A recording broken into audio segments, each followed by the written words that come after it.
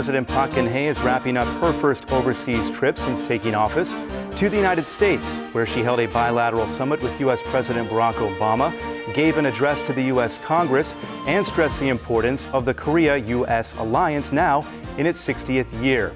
For analysis of the trip, we are joined today by Professor Lee Jung-hoon of Yonsei University. He is also the director of the American Studies Institute. Thank you very much for being here today. We appreciate it. Pleasure coming here. Let's begin with your assessment of the bilateral summit, beginning with what you think was the greatest achievement and what you might have liked to have seen come out of the summit that you didn't see.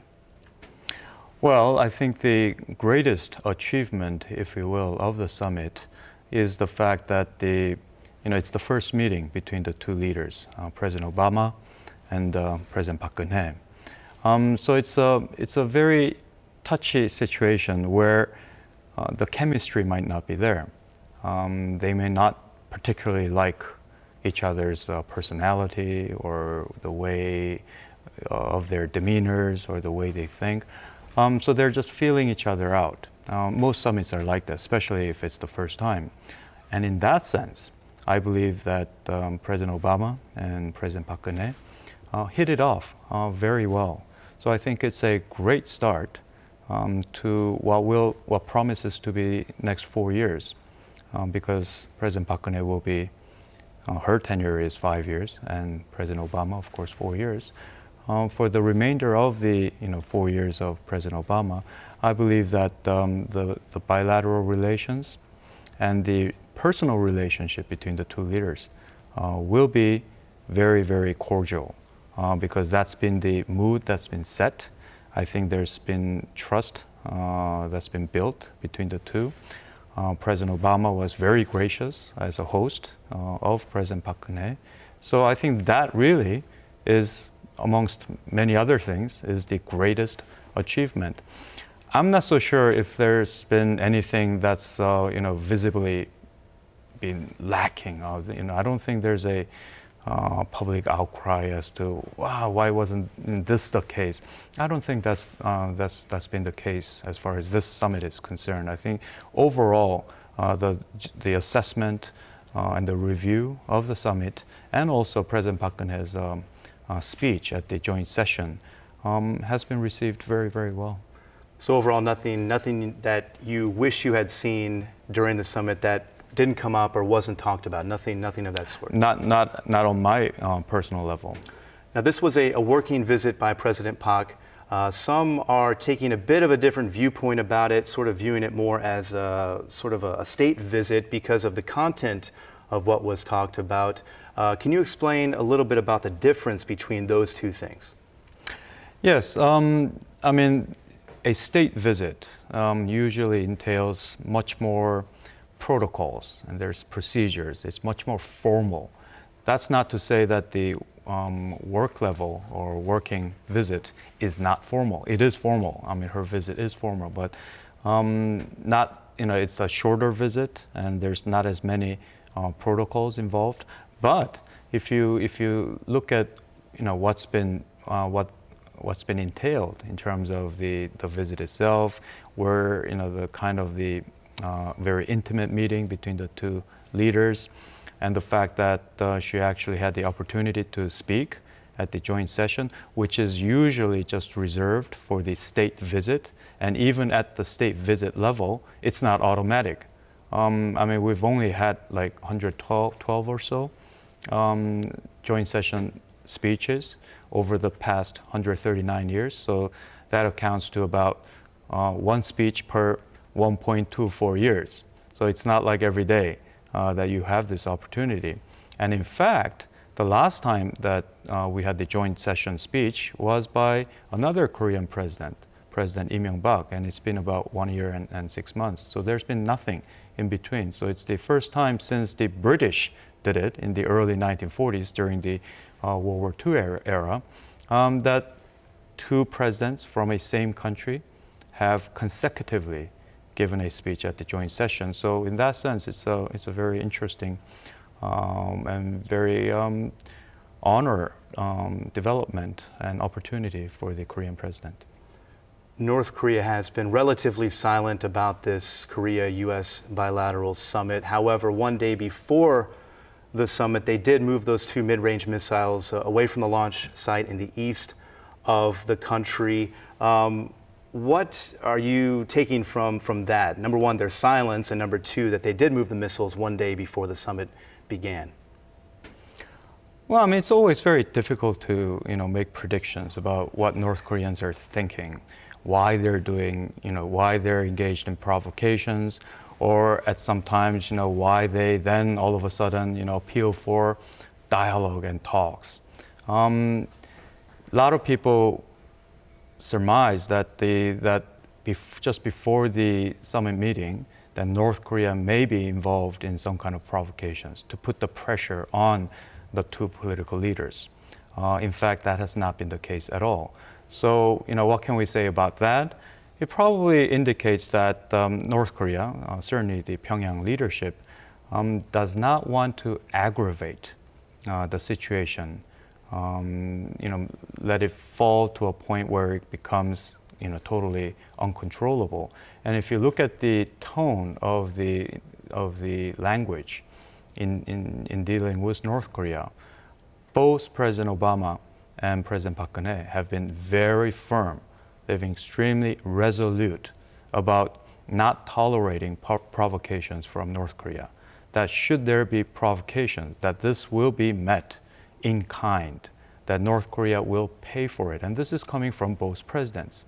And also that North Korean nuclear weapons development is another thing that's certainly not going to be tolerated, that they speak in unison, that they hold firm to the alliance and to the defense of South Korea and the regional security and peace as a whole. So I think this kind of very strong message is being delivered to North Korea, and North Korea probably does not want to make matters even worse, and therefore they're remaining quiet. But of course, North Korea being North Korea, that's not to guarantee that there's not going to be further provocations. We'll probably get some kind of provocations at some later point. As to when, difficult to say.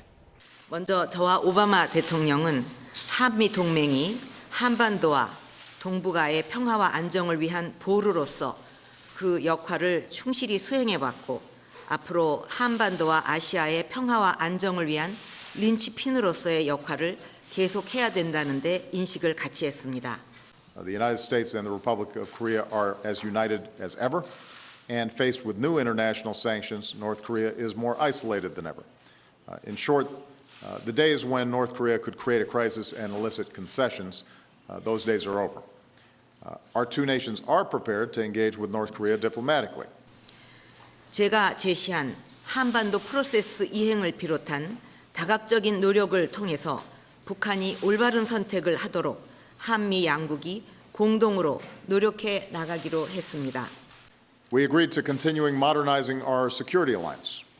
Guided by our joint vision, we're investing in the shared capabilities and technologies and missile defenses that allow our forces to operate and succeed together.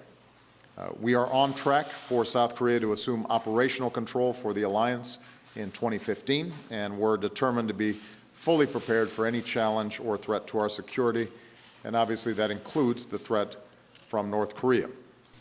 또한 한미 동맹이 한반도와 동북아 지역을 넘어 국제사회의 다양한 도전들에 함께 대처하기로 했습니다.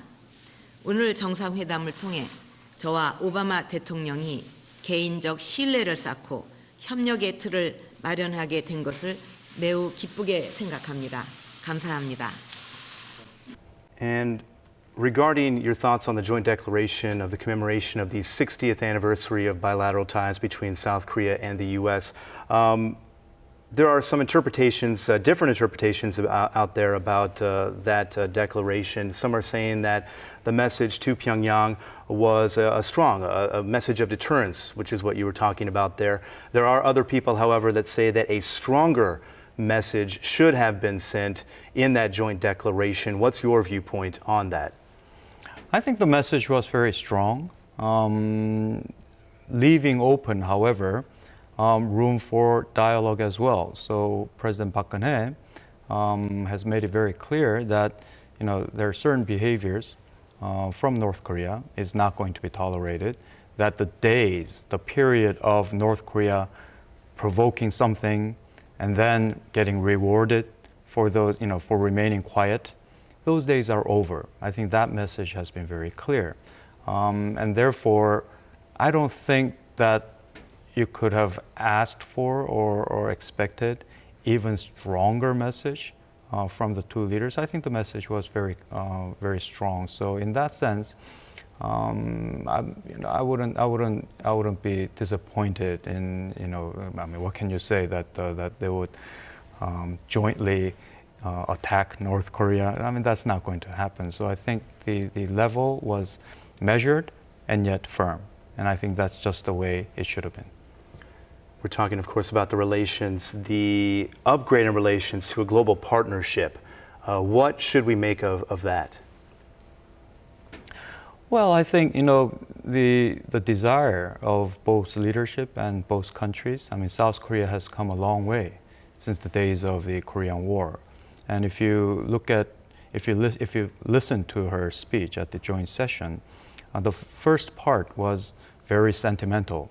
It touched on the compassion, that this is more than just a treaty of defense, that there's more to Korean-American alliance than just security, that there's a very sort of compassionate human side, human drama and story to the Korean-American relations. And it goes both ways. The Americans, the casualty was, actually the war dead is 34,000 during the Korean War. That's huge when you think about it, because during the Iraqi war, the war dead is about 5,000, which is, of course, a huge number. But just to put Korean War in perspective, and what the cost was for the United States. And of course, we've, in a way, reciprocated as we call it the blood alliance, because South Korea was the biggest supporter in terms of the military support during the days of the Vietnam War, and we were also there for the United States during the Iraqi War, during the Afghan War. So it's a very, very tight-knit alliance. But what they're saying now in terms of global partnership is that let's go beyond the Korean peninsular boundary, and let's really focus on our commonality in terms of the values that we share: democracy, freedom, open market, and let's try to reach out to the world together. And that this is possible now, because now South Korea is very wealthy. South Korea is now one of the most vibrant trading nations in the world. South Korea has the capacity and the means to be able to do that.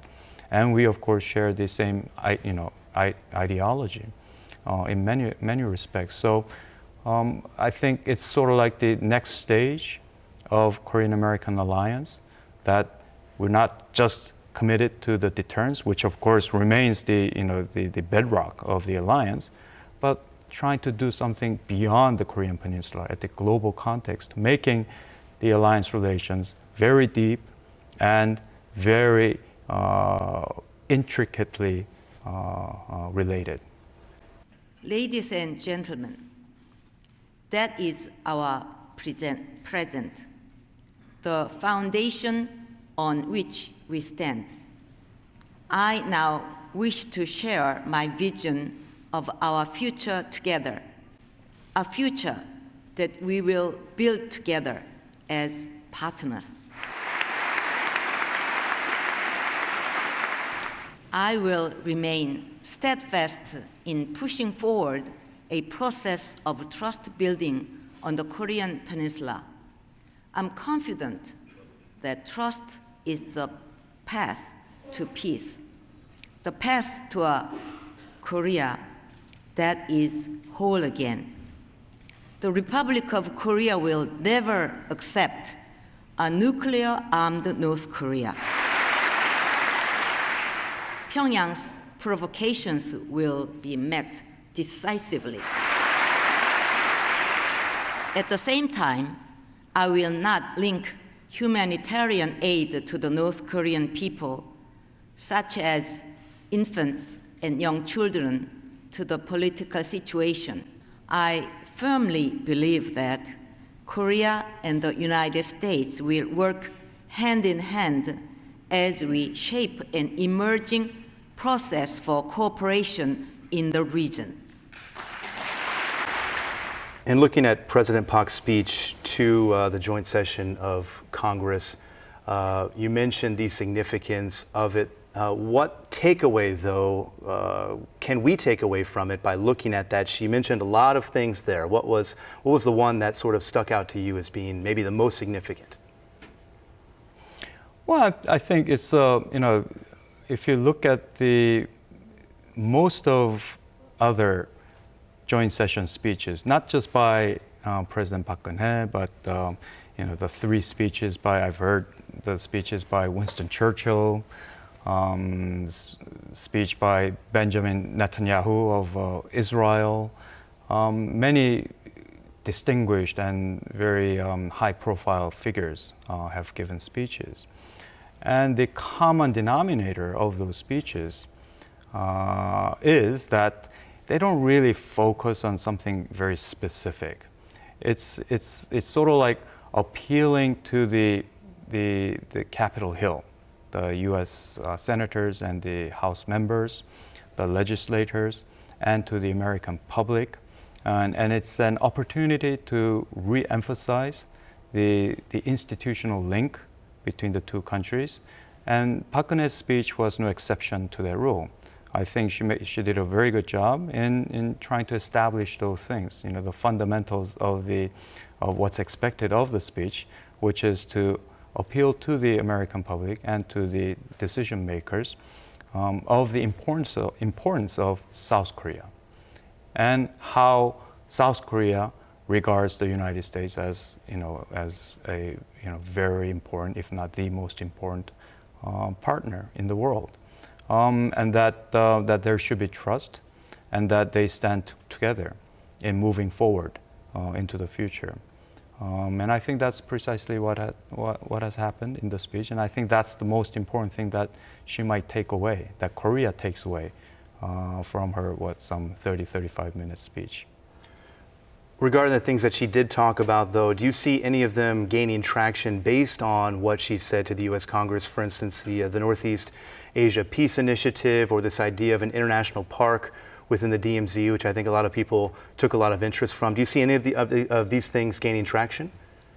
Oh, sure. I mean, she's covered a lot of things. Some of them were sort of repeat of what's been said during which was of course published in the joint statement, which preceded the joint session speech. And I would say that probably the most important thing is how the United States, President Obama, started to refer to the U.S.-South Korea alliance as a linchpin of the peace and prosperity of East Asia. He's mentioned that before, but for that word to appear in a formal document is the first time. Before, the United States used to refer to the U.S.-Japan alliance as a linchpin. Now, that's referred to as the cornerstone.